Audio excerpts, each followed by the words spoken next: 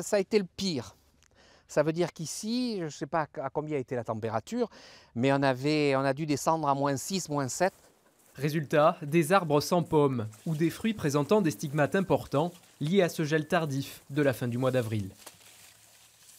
Les fruits sont restés sur l'arbre, mais où l'on voit bien, où l'on repère bien ces traces donc laissées par le gel. Ce sont des pommes qui n'ont aucune valeur commerciale. Le seul, c'est la compote. Donc, et la compote, ce sont des prix qui couvrent grosso modo les prix de la récolte, c'est-à-dire 10 centimes à peu près pour les récolter, et prix de vente devrait se situer autour de 12 centimes. Sur les 800 tonnes que ce verger devrait produire cette année, environ la moitié sera destinée à l'industrie. Alain ne pense pas rentrer dans ses frais. Fort heureusement, les parties les plus hautes de l'exploitation ont été épargnées.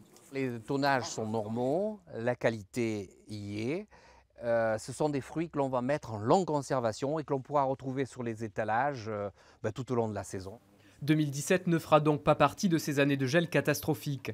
Alain préfère alors faire le dos rond plutôt que d'investir dans un système anti-gel difficile à amortir. La lutte contre le gel par aspersion est très gourmande en eau. Donc il faut un équipement tout à fait spécifique et puis on s'aperçoit que finalement ça sert tous les 15 ans, 20 ans. Le gros de la récolte est prévu dans un mois environ.